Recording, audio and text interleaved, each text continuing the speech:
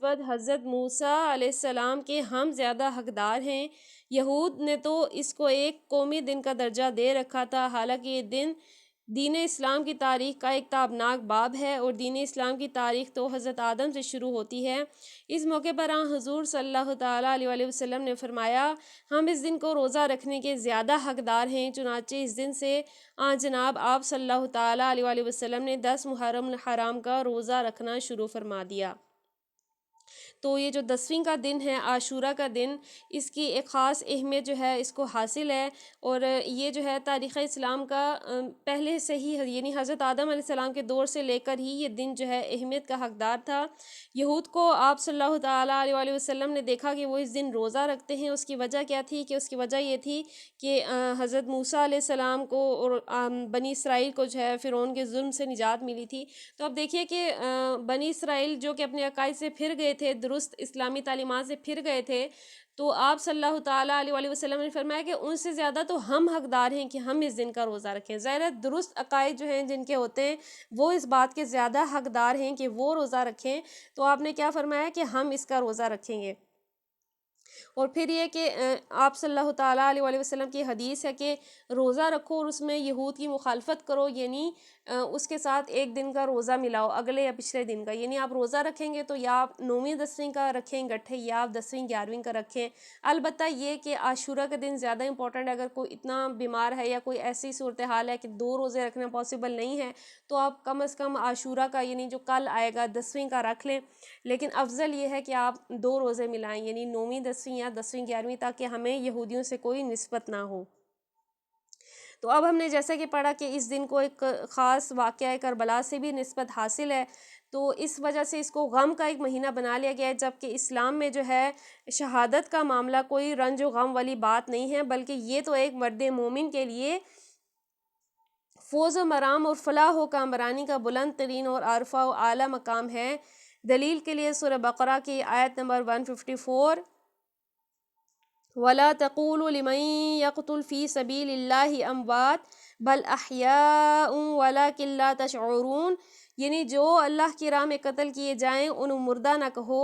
بلکہ یہ لوگ تو حقیقت میں زندہ ہیں، مگر تمہیں ان کی زندگی کا شعور حاصل نہیں۔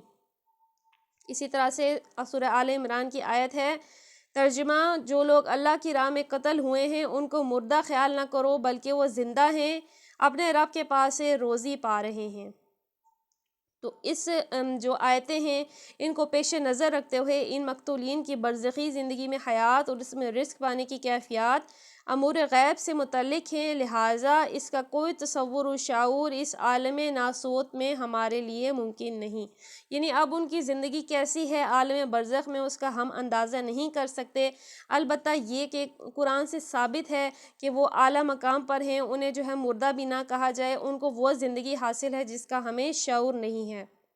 جہاد فی سبیل اللہ وہ سعادت عظمیٰ اور چوٹی کا وہ عمل ہے جس کے لیے انبیاء اور رسول علیہم السلام تمنا کیا کرتے تھے۔ چنانچہ صحیح احادیث میں حضرت صلی اللہ تعالیٰ علیہ وآلہ وسلم کی 2 دعائیں منقول ہیں۔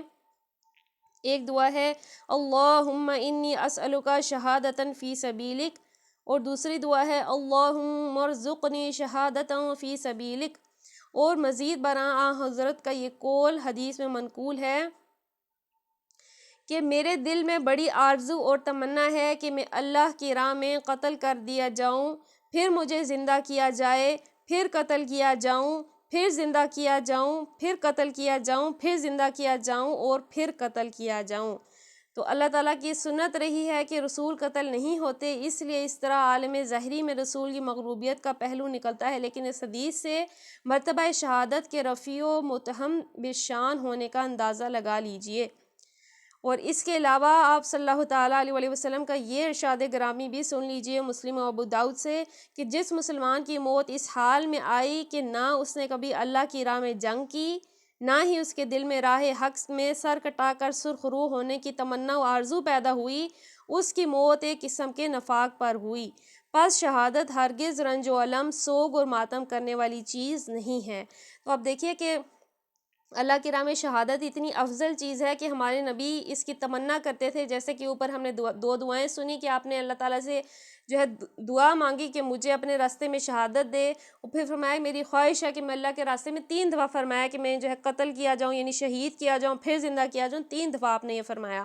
تو اس سے پتہ چلتا ہے کہ یہ کتنی افضل چیز ہے، یہ جو ہے کوئی رنج کرنے والی، غم کرنے والی چیز نہیں ہے، بلکہ یہ مومن کی ایک طرح سے معراج ہے، مومن کے لیے بہت فضیلت ہے، اور کیونکہ دین کی جو چوٹی ہے، جو بلندی ہے، وہ جہاد فی سبیل اللہ ہے، اور یہی جو سنت ہے یہ امام حسین نے ادا کی تھی۔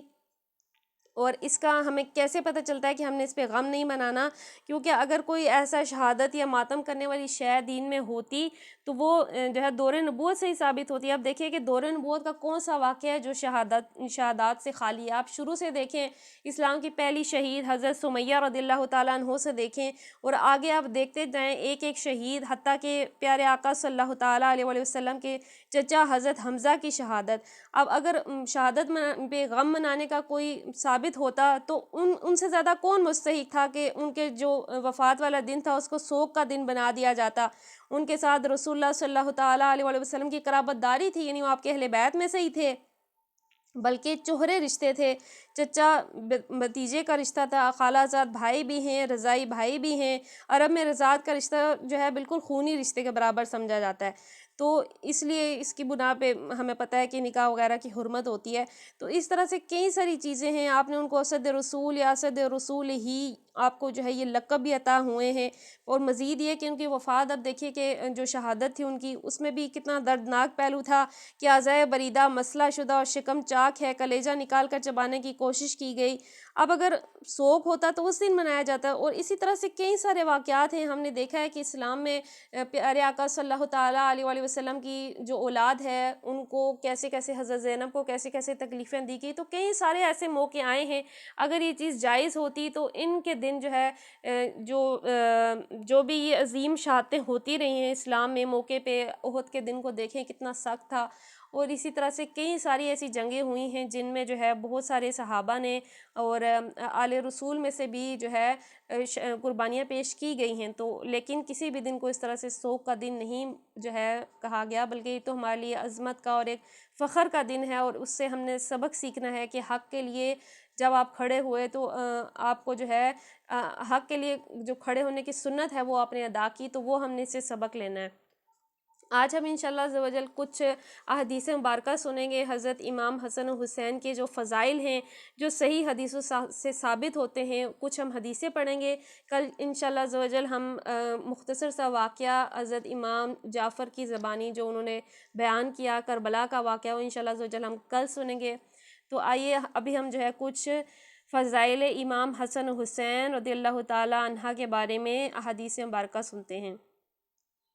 ایک بار حضرت امام حسن رضی اللہ تعالیٰ عنہ حاضر خدمت اقدس ہو کر حضور پرنور صلی اللہ تعالیٰ علیہ وآلہ وسلم کے شانہ مبارک پر سوار ہو گئے۔ ایک صاحب نے عرض کی کہ صاحبزادے آپ کی سواری کیسی اچھی ہے؟ حضور اقدس صلی اللہ تعالیٰ علیہ وآلہ وسلم نے فرمایا اور سوار کیسا اچھا ہے؟ تو ہمیں معلوم ہے کہ حضور کی زندگی میں جو ہے یہ جو حسن و حسین تھے یہ معصوم شہزادے تھے، بچپنا تھا ان کا، تو اب جیسے بچپن میں پیار ہوتا ہے، کیونکہ حضور صلی اللہ تعالیٰ علیہ وآلہ وسلم حسنین کریمین کو بہت زیادہ لاڈ پیار کرتے تھے، تو آپ جو ہے حضور کے چھوٹے تھے، آئے اور حضور کے شانے پہ سوار ہو گئے، تو کسی نے عرض کی کہ کیسی جو ہے نا اچھی سواری ہے، تو فرمایا کہ سوار زیادہ اچھا ہے۔ آگے سنتے ہیں کہ حضور پرنور صلی اللہ تعالیٰ علیہ وآلہ وسلم سجدے میں تھے کہ امام حسن رضی اللہ تعالیٰ عنہ پشت مبارک سے لپٹ گئے۔ حضور علیہ السلام نے سجدے کو طول دیا کہ سر اٹھانے سے کہیں گر نہ جائیں۔ تو جو ہے امام حسن، جیسے کہ ہم نے پڑھا کہ چھوٹے بچے تھے، تو حضور سجدے میں تھے تو وہ ان کے پشت پہ سوار ہو گئے، تو حضور نے بجائے اس کے کہ آپ اٹھتے تو آپ نے سجدے کو طول دے دیا، یعنی سجدے کو دراز کر دیا، لمبا کر دیا۔ اگلی حدیث پڑھتے ہیں، سنن ترمذی کی حدیث ہے۔ امام حسن اور امام حسین رضی اللہ تعالیٰ عنہ کی نسبت ارشاد ہوتا ہے، ہمارے یہ دونوں بیٹے جوانان جنت کے سردار ہیں۔ تو اب دیکھیے کہ ظاہر ہے کہ جو واقعات ہونے تھے حضور کے پیش نظر تھے، تو ان کو جو ہے یہ مرتبہ ظاہر ہے کس وجہ سے عطا ہوا اسی وجہ سے عطا ہوا کہ انہوں نے دین کے لیے آگے عظیم قربانیاں پیش کرنی تھی۔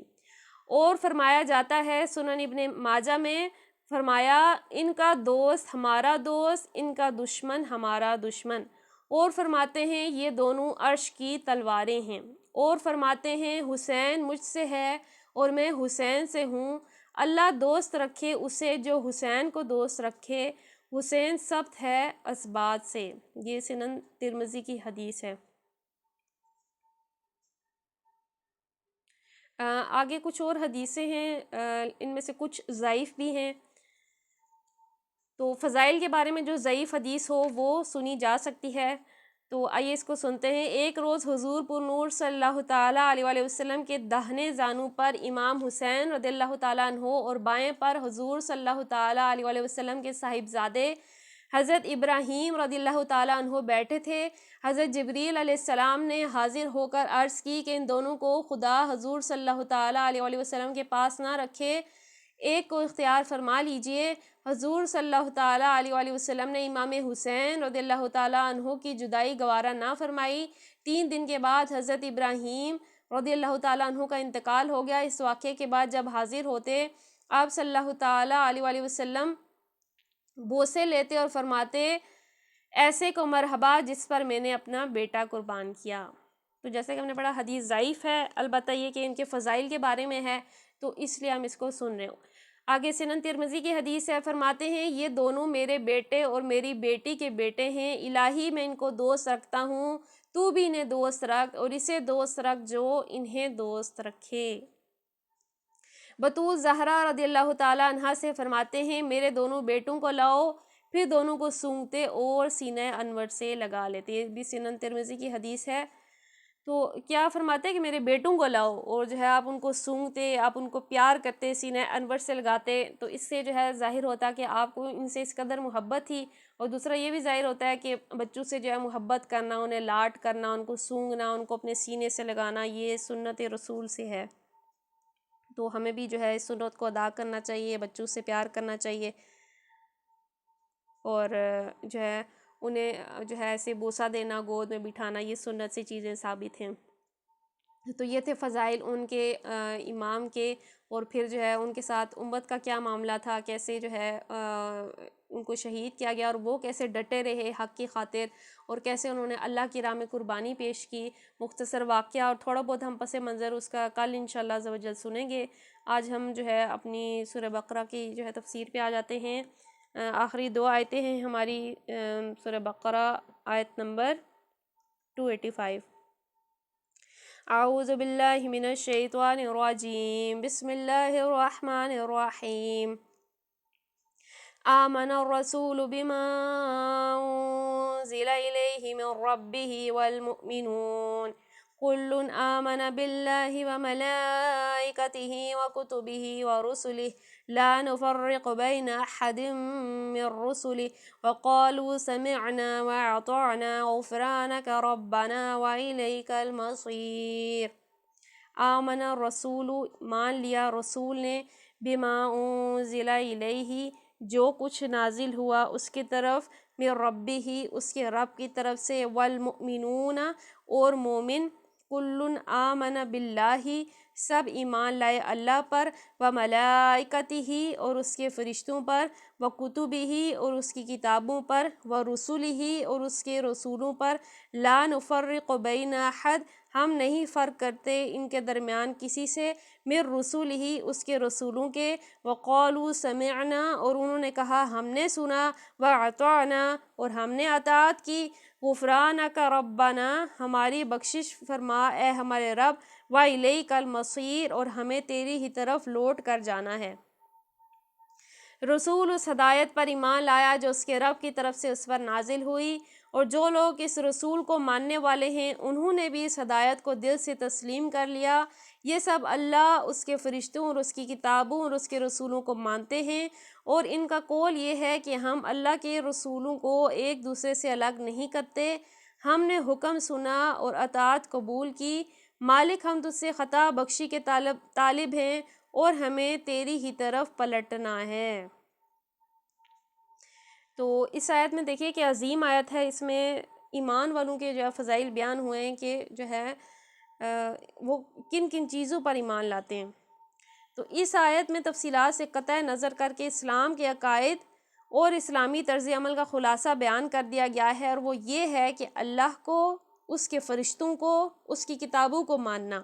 اس کے تمام رسولوں کو تسلیم کرنا بغیر اس کے کہ ان کے درمیان فرق کیا جائے، یعنی کسی کو مانا جائے کسی کو نہ مانا جائے، اور اس امر کو تسلیم کرنا کہ آخر کار ہمیں اس کے حضور حاضر ہونا ہے۔ یہ 5 امور اسلام کے بنیادی عقائد ہیں۔ ان عقائد کو قبول کرنے کے بعد ایک مسلمان کے لیے صحیح طرز عمل یہ ہے کہ اللہ کی طرف سے جو حکم پہنچا اسے بصر و حشم قبول کرے، اس کی اطاعت کرے، اور اپنے حسن عمل پر غرہ نہ کرے بلکہ اللہ سے عفو و درگزر کی درخواست کرتا رہے۔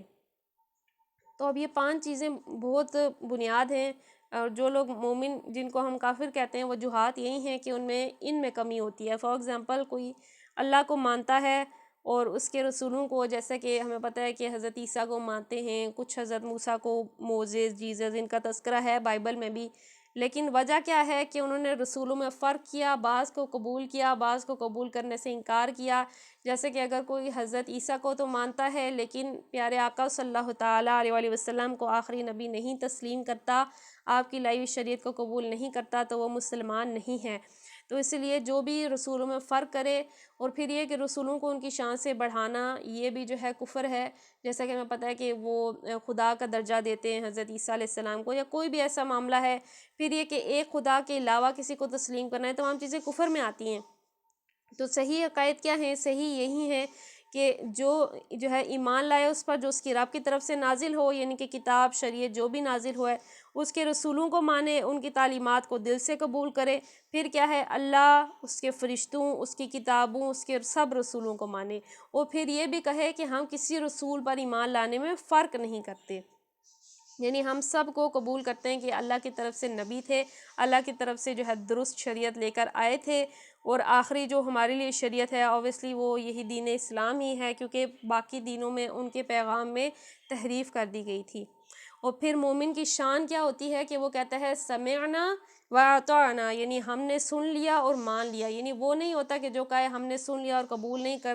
کرنی تو ہم نے اپنی مرضی ہے، یہ مومن کی شان نہیں ہے۔ جب مومن کو بتایا جاتا ہے دین میں یہ بات ہے تو وہ کہتا ہے سمعنا واطعنا، میں نے سن لیا اور مان لیا۔ اب اگر ہم سن لیں اور مانیں نہ تو 2 وجوہات ہیں، ایک تو یہ کہ ہم متکبر ہیں، دوسری وجہ یہ ہو سکتی ہے کہ ہم غافل ہیں، یا یہ کہ ہمارے اندر کمزوری ہے۔ تو اللہ سے ہمیں دعا کرنی چاہیے کہ ہماری کمزوریاں جو ہیں ان کو دور فرمایا۔ کئی سارے دینی احکام ہیں، ہمیں معلوم ہے عمل کرنا ہے، لیکن سستیاں اور ہماری غفلتیں اور جو ہے آخرت کا، یعنی ہماری نظر میں جو ہے اہمیت کا کم ہونا، اپنی موت کے یاد سے دور ہونے کی وجہ سے، غفلت میں ہونے کی وجہ سے ہم عمل نہیں کرتے،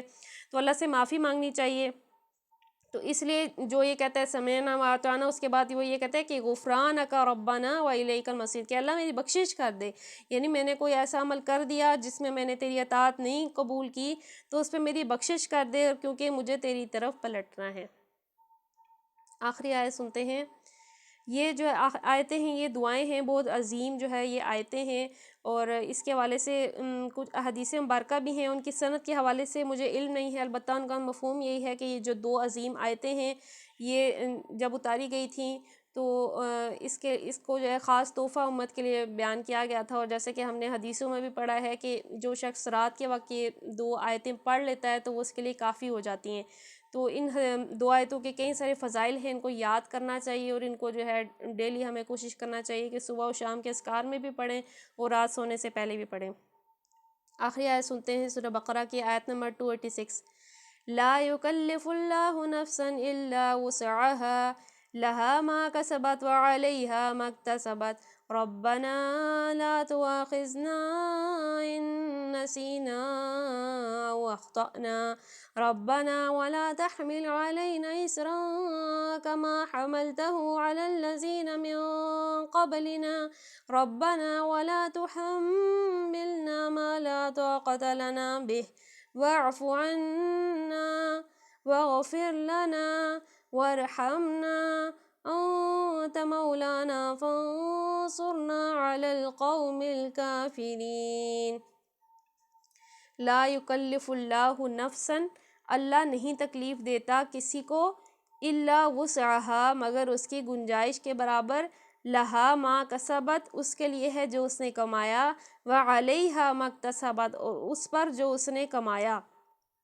ربنا لا تواخذنا اے ہمارے رب تو نہ پکڑ ہمیں، ان نسینا اگر ہم بھول جائیں، او اخطأنا یا ہم چوکیں، ربنا ولا تحمل علینا اے ہمارے رب نہ ڈال ہم پر، اسرن بوجھ، کما حملتہ جیسا کہ تو نے ڈالا، علی الذین ان لوگوں پر، من قبلنا جو ہم سے پہلے تھے، ربنا ولا تحملنا اور اے ہمارے رب نہ ہم سے اٹھوا، ما لا طاقت لنا بہ وہ جس کی ہم میں طاقت نہیں، واعف عنا اور درگزر فرما ہم سے، واغفر لنا اور بخش دے ہمیں، وارحمنا اور ہم پر رحم فرما، انت مولانا بے شک تو ہمارا آقا ہے، فانصرنا ہماری مدد فرما، علی القوم الکافرین کفار کی قوم پر۔ اللہ کسی متنفس پر اس کی قدرت سے بڑھ کر ذمہ داری کا بوجھ نہیں ڈالتا۔ ہر شخص نے جو نیکی کمائی ہے اس کا پھل اسی کے لیے ہے، اور جو بدی سمیٹی ہے اس کا وبال اسی پر ہے۔ ایمان لانے والو تو یوں دعا کرو، اے ہمارے رب ہم سے بھول چوک میں جو قصور ہو جائیں ان پر گرفت نہ کرنا، مالک ہم پر وہ بوجھ نہ ڈال جو تو نے ہم سے پہلے لوگوں پر ڈالے تھے، پروردگار جس بار کو اٹھانے کی طاقت ہم میں نہیں ہے وہ ہم پر نہ رکھ، ہمارے ساتھ نرمی کر، ہم سے درگزر فرما، ہم پر رحم کر، تو ہمارا مولا ہے، کافروں کے مقابلے میں ہماری مدد کر، آمین بجاہ النبی الامین۔ یہ عظیم دعا دیکھیے کہ اللہ خود سکھاتا ہے، اللہ کی کتنی بڑی نعمت ہے کہ اس نے ہمیں خود سکھائی ہے یہ دعا کہ ایسے مجھ سے مانگو۔ تو اب آئیے اس کی تفسیر سنتے ہیں کہ اللہ کسی متنفس یعنی کسی نفس پر، کسی شخص پر اس کی قدرت سے بڑھ کر ذمہ داری کا بوجھ نہیں ڈالتا،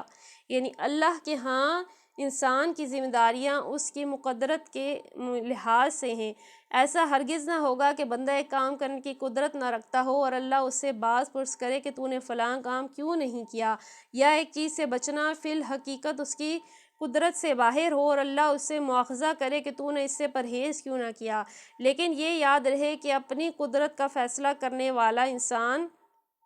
اپنی مقدرت کا فیصلہ کرنے والا انسان خود نہیں ہے، اس کا فیصلہ اللہ ہی کر سکتا ہے کہ ایک شخص فی الحقیقت کس چیز کی قدرت رکھتا ہے اور کس چیز کی نہیں رکھتا۔ تو جیسے کہ آیت میں بتایا گیا ہے کہ اللہ تعالیٰ کسی شخص پر اس کی قدرت سے بڑھ کر ذمہ داری کا بوجھ نہیں ڈالتا، یعنی اللہ تعالیٰ نے اگر آپ پہ کوئی ذمہ داری ڈالی ہے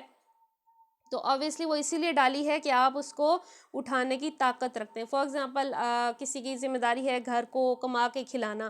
تو اللہ تعالیٰ نے اب یہ کہ اس کے لیے کافی وہ سختی برداشت کرتا ہے۔ فار ایگزامپل کوئی مزدور ہے، مزدوری کرتا ہے، تھک ہار جاتا ہے، لیکن یہ چیز، یہ ذمہ داری اس کی قدرت سے بڑی نہیں ہے، کیونکہ اللہ تعالیٰ نے یہ ذمہ داری اس پہ اسی لیے ڈالی ہے، وہ یہ کام اسی لیے کر رہا ہے کہ اللہ تعالیٰ نے اسے اس کی قدرت دی ہے، اسے اس کی طاقت دی ہے کہ وہ یہ عمل بجا لائے۔ تو یہاں بتایا گیا ہے کہ اللہ تعالیٰ کسی پر اس کی طاقت سے بڑھ کے بوجھ نہیں ڈالتا۔ تو اب اسی طرح اسلامی بہنوں میں اگر کنسیڈر کریں، کوئی گھر کی ایسی ذمہ داریاں ہیں ڈبل ڈبل پڑ گئی ہیں، فار ایگزامپل گھر میں کوئی بیمار بھی ہو گیا ہے، بچے بھی ہیں، گھر کا کام بھی ہے، ہو سکتا ہے کوئی ایسی ہو جس نے کمانا بھی ہو،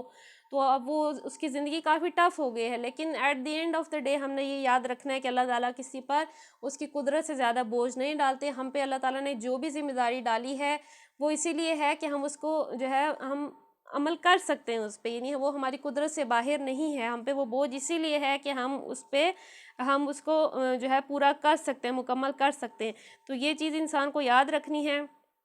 کہ انسان سے اس کے بارے میں سوال نہیں ہوگا جو چیز اس کی قدرت سے باہر ہو، یعنی جس کا وہ اختیار ہی نہیں رکھتا، جتنا اس کو اختیار ہے اس سے اس کے بارے میں پوچھا جائے گا۔ تو اسی لیے کئی ساری چیزیں ہیں جس میں حکمرانوں کو ذمہ دار ٹھہرایا جاتا ہے، کیونکہ کئی ساری چیزیں ہیں جس میں وہ اختیار رکھتے ہیں۔ فار ایگزامپل اپنے لوگوں کو جو ہے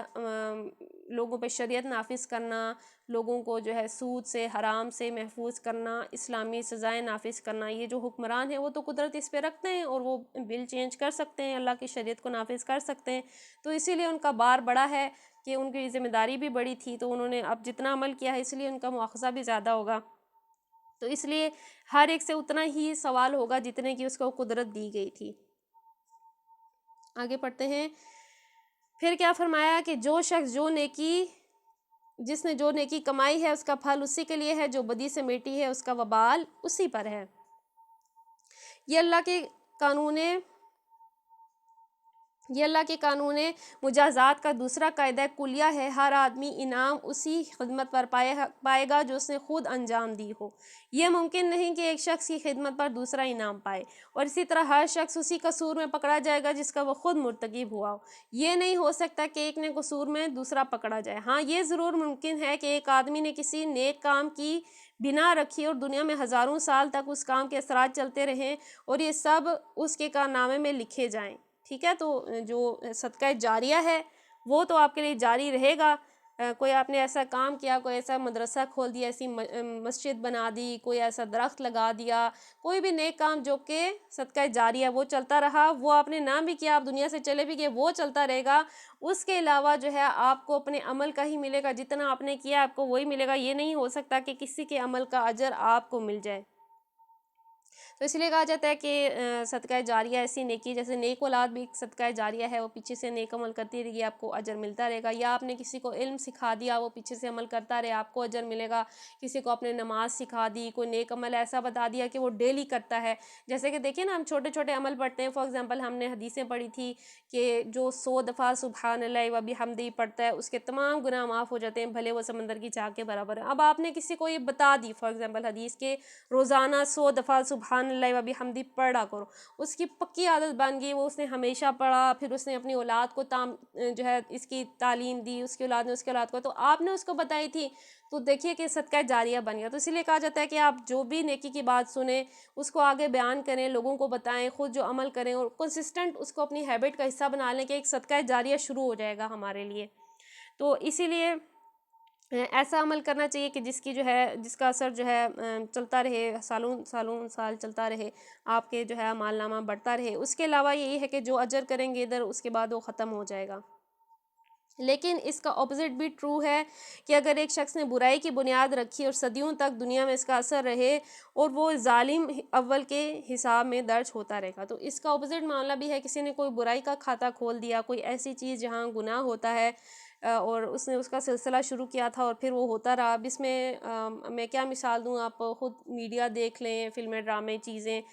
جس نے سینما ان چیزوں کی بنیاد ڈالی اور وہ چیزیں چلتی جا رہی ہیں، تو جس نے برائی کی بنیاد ڈالی ہے تو بھلے وہ دنیا سے چلا بھی گیا ہے، مال نامہ بند نہیں ہوا، مال نامے میں مسلسل برائیاں آتی جا رہی ہیں کیونکہ اس نے اس کی بنیاد رکھی تھی۔ تو اس لیے کسی برے کام میں نہیں پڑنا چاہیے، نہ جو ہے اس کو پھیلانا چاہیے۔ اور جیسے آج کل سوشل میڈیا کا دور ہے تو بہت زیادہ احتیاط کرنی چاہیے۔ کوئی غلط ہم نے کوئی گانے باجے، کوئی ایسی چیز جو دین میں جائز نہیں تھی وہ ہم نے آگے پھیلا دی، ہم نے جسٹ فارورڈ کی ہے، جسٹ شیئر کی ہے، تو وہ اب کب تک چلتی رہے گی؟ وہ تو کیونکہ ویوز بڑھتے ہی رہتے ہیں ٹائم کے ساتھ ساتھ، تو اس لیے بہت زیادہ احتیاط کرنی چاہیے۔ لیکن یہ کہ اچھا یا برا جو کچھ بھی پھل ہوگا اس کی صحیح اس کے کسب کا نتیجہ ہوگا۔ بہرحال یہ ممکن نہیں ہے کہ جس بھلائی یا جس برائی میں آدمی کی نیت اور صحیح عمل کا کوئی حصہ نہ ہو، اس کی جزا یا سزا اسے مل جائے۔ مکافات عمل کوئی قابل انتقال چیز نہیں ہے، ٹھیک ہے۔ تو اس لیے ہر شخص کے لیے وہی ہے جو نیکی کرے گا پھل پائے گا، جو بدی کرے گا تو اس پہ اس کا وبال ہوگا۔ پھر اللہ تعالیٰ ہمیں دعا بتا رہے ہیں کہ ہم سے غلطیاں ہو جاتی ہیں، کوتاہیاں ہو جاتی ہیں، تو ہم نے کیسے دعا کرنی ہے اللہ سے کہ اے ہمارے رب، ہم سے بھول چوک میں جو قصور ہو جائیں ان پر گرفت نہ کرنا، اے مالک ہم پر وہ بوجھ نہ ڈال جو تو نے ہم سے پہلے لوگوں پر ڈالے تھے۔ یعنی ہمارے پیش روؤں کو تیری راہ میں جو آزمائشیں پیش آئیں، جن زبردست ابتلاؤں میں سے وہ گزرے، جن مشکلات سے انہیں سابقہ پڑا، ان سے ہمیں بچا۔ اگر اللہ کی سنت یہی رہی کہ جس نے بھی حق و صداقت کی پیروی کا عزم کیا اسے سخت آزمائشوں اور فتنوں سے دوچار ہونا پڑتا ہے، تو یہ کہ یہ دعائیں تو ہم نے کرنی ہیں، لیکن یہ بات بھی ذہن میں رکھیے کہ کلمہ حق جو بلند کرے گا تو امام حسین کی طرح یعنی وہ بھی قربانی پیش کرتا رہے گا، جو بھی یعنی حق کی صدا بلند کرے گا تو اسے تکلیف آزمائشوں سے دوچار ہونا پڑتا ہے۔ لیکن ہم نے اللہ سے یوں ہی دعا کرنی ہے کہ اللہ تعالیٰ ہمیں ان آزمائشوں سے مبتلا نہ فرمائے جس میں پچھلی قوموں کو اس نے مبتلا کیا، جس طرح سے ان کو آزمایا گیا ہمیں اس طرح سے نہ آزمائے۔ ظاہر ہے ہمارے ایمان بھی کمزور ہیں، ہم جسمانی طور پر بھی سب چیزیں چھوڑ چکے، کمزور ہو چکے ہیں، تو اس لیے اللہ سے دعا کرنی چاہیے ہمیں عافیت دے۔ دیکھیے عافیت بہت عظیم چیز ہے، اللہ تعالیٰ سے صبح شام مانگا کریں، جیسا کہ ہمارے پیارے نبی نے ہمیں دعا تعلیم فرمائی ہے کہ اللہم انی اسألک العفو والعافیہ فی الدنیا والآخرہ، کہ اللہ مجھے عافیت عطا فرما دنیا آخرت میں۔ تو یہ دعا کرنی چاہیے کہ اللہ ہمیں آزمائش میں نہ ڈالے، خود سے آزمائش نہیں مانگنی چاہیے، اگرچہ آزمائش میں پڑ جائیں تو بہت عظیم اجر ملتا ہے، ثواب ملتا ہے، صبر کرنے پر بہت عظیم اجر ہے، لیکن اس کی دعا نہیں کرنی چاہیے۔ اللہ تعالیٰ سے دعا یہی کرنی چاہیے کہ ہمیں دنیا میں بھی عافیت دے اور آخرت میں بھی عافیت دے۔ لیکن جب آزمائشیں پیش آئیں تو مومن کا یہی کام ہے کہ پورے استقلال سے ان کا مقابلہ کرے، لیکن بہرحال مومن کے اللہ سے دعا یہی ہونی چاہیے کہ اس کی حق پرستی کی راہ آسان کر دے۔ تو دعا میں آسانی مانگنی ہے، لیکن اگر آزمائش آ جائے تو صبر کرنا ہے۔ آگے فرمایا کہ اے پروردگار جس بار کو اٹھانے کی طاقت ہم میں نہیں ہے وہ ہم پر نہ رکھ، یعنی بار کہتے ہیں بوجھ کو، یعنی مشکلات کا اتنا ہی بار ہم پر ڈال جسے ہم سہار لے جائیں، یعنی اتنا ہی بوجھ ہم پہ ڈال جتنا ہم برداشت کر سکیں، آزمائشیں بس اتنی ہی بھیج کے ہم پورے اتر جائیں، ایسا نہ ہو کہ ہماری قوت برداشت سے بڑھ کر سختیاں ہم پر نازل ہوں اور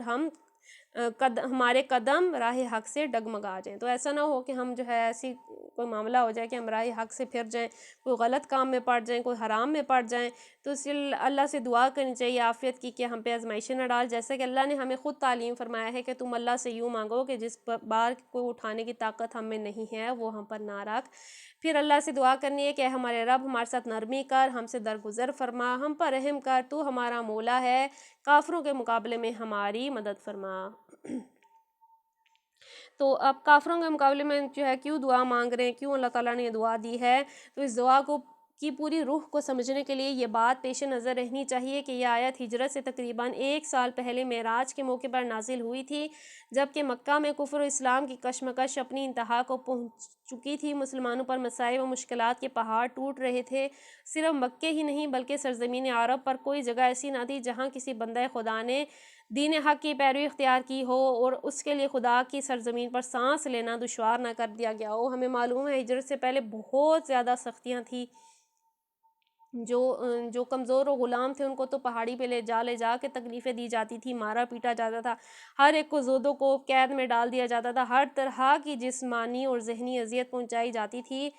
تو اس موقع پہ آیت نازل ہوئی تھی معراج کے واقعے سے پہلے کہ جب کہ ابھی ہجرت نہیں ہوئی تھی۔ ان حالات میں مسلمانوں کو تلقین کی گئی کہ اپنے مالک سے اس طرح دعا مانگا کرو۔ ظاہر ہے کہ دینے والا خود ہی جب مانگنے کا ڈھنگ بتلائے تو ملنے کا یقین آپ پیدا ہوتا ہے۔ جب اللہ خود سکھا رہا ہے کہ مجھ سے ایسے مانگو تو کیا وہ قبول نہیں کرے گا؟ وہ تو خود بتا رہا ہے کہ ایسے مانگو تاکہ میں تمہاری دعائیں سنوں، تمہاری عرضیں سنوں۔ اس لیے یہ دعا اس وقت مسلمانوں کے لیے غیر معمولی تسکین قلب کی موجب ہوئی۔ علاوہ بریں اس دعا میں ضمناً مسلمانوں کو بھی تلقین کی گئی ہے کہ وہ اپنے جذبات کو کسی نامناسب رخ پر نہ بہنے دیں بلکہ انہیں اس دعا کے سانچے میں ڈھال لیں، یعنی یہ نہ سوچیں ہم نے اس دین کو قبول کیا ہم پہ تو آزمائشوں کے پہاڑ آ گئے، بلکہ اس طرح سے اللہ تعالیٰ سے مانگے جیسے کہ اللہ نے تعلیم فرمائی ہے۔ ایک طرف اس روح فرسا مظالم کو دیکھیے جو محض حق پرستی کے جرم میں لوگوں پر توڑے گئے، اور دوسری طرف اس دعا کو دیکھیے کہ جس میں دشمنوں کے خلاف کسی تلخی کا شائبہ تک نہیں۔ ایک طرف اس جسمانی تکلیفوں اور مالی نقصانات کو دیکھیے جن میں یہ لوگ مبتلا تھے، اور دوسری طرف اس دعا کو دیکھیے کہ جس میں دنیاوی مفاد کی طلب کا ادنیٰ نشان تک نہیں ہے۔ ایک طرف ان حق پرستوں کی انتہائی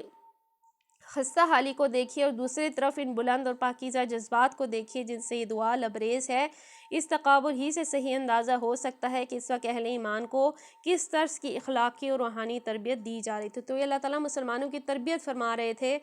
کہ تم نے اپنے لیے دعا کرنی ہے کہ ہمارے ساتھ نرمی والا معاملہ فرمائے، ہم سے جو غلطیاں کوتاہیاں ہو جائیں ان سے درگزر فرمائے، وہ ہمارا مولا ہے، کفار کے مقابلے میں ہماری مدد فرمائے۔ تو ہم پہ بھی کوئی بھی آزمائشیں آئیں، کوئی ایسا موقع ہے، کفار سے مقابلہ ہو سختی ہے، مصیبت ہے، تو یہ سب دعائیں ہم نے بھی اللہ سے مانگنی ہیں، اپنے لیے عافیت مانگنی ہے، اپنے لیے، اپنی قوم کے لیے، مسلمانوں کے لیے، سب گھرانوں کے لیے عافیت مانگنی ہے۔ اور دوسرا ہم نے یہ بھی سیکھا کہ ہمیں اللہ تعالیٰ سے آزمائشوں کی دعا نہیں کرنی چاہیے بلکہ یہی دعا کرنی چاہیے کہ ہمیں عافیت عطا فرمائے، ہمارے جو